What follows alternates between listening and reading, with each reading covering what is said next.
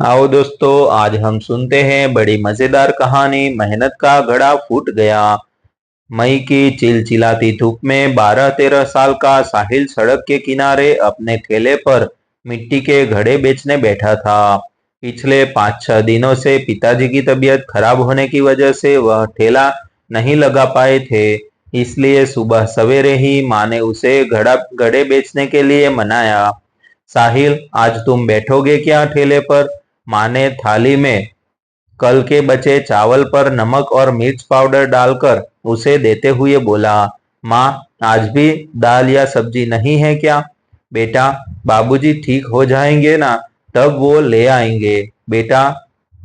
या आज अगर मुझे किसी मैडम ने कुछ दिया खाने को तो तेरे लिए लेती आऊंगी।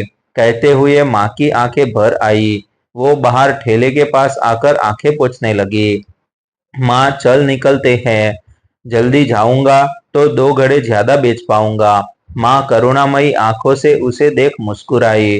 दोनों ठेले को ढकेलते ढकेलते बाजार से अपने नियत स्थान पर लेकर आए। बेटा, ये यहाँ नीचे पानी की बोतल रखी है, प्यास लगी तो पी लेना। हाँ माँ। और बेटा, आज कम से कम 3 घड़े बेचने का प्रयास करना। घर में शाम के खाने के लिए ना अनाज है और ना ही आटा। रूंधे गले से साहिल के सर पर हाथ फेरकर अपने कलेजे के टुकड़े को धूप में खड़ा कर मां बर्तन कपड़े का काम करने बंगलों की ओर चल पड़ी। भरी गर्मी में नन्ही सी जान आने जाने वालों को घड़ा खरीदने के लिए गुहार लगाने लगी। वो हमेशा अपने बाबूजी के साथ ही आया करता था। बाबूजी को घड़े बेचते देखता था, उनके साथ वो भी आवाज लगाता था। बाबूजी, घड़ा लीजिए, हमारा घड़ा पानी जल्दी ठंडा करता है। मगर आज वो अकेले ही भरी गर्मी में आने जाने वाले को घड़ा खरीदने के लिए गुहार लगाने लगा।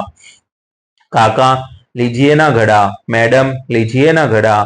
मई की तेज धूप के कारण बाजार में भीड़ में नाम मात्र थी।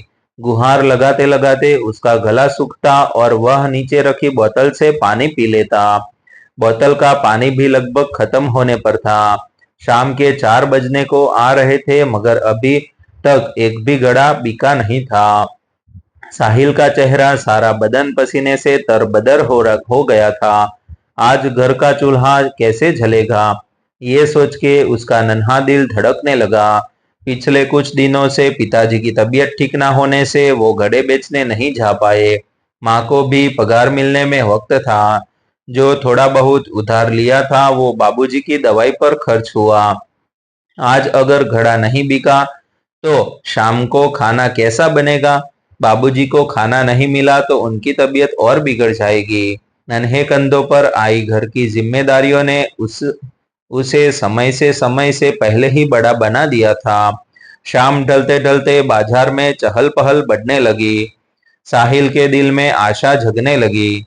वो दुगुने उत्साह के साथ आने जाने वाले को गुहार लगाने लगा। ये लड़के, कितने का दिया ये घड़ा? सुनते ही साहिल की आंखें चमक उठी। चाचा, ये 150 का और ये 160 का। क्या लूट मचा रखी है। देख, 50 में देता है तो दे दे, 2 ले लूंगा। 50 में? चाचा, इतना कम में तो नहीं दे सकता। तो फिर रख अपने पास, कहकर आदमी चला गया। दिन भर के इंतजार के बाद एक ग्राहक आया था, मगर साहिल रुआंसा हो उठा। इतने में उसे दूर से माँ आती दिखाई दी।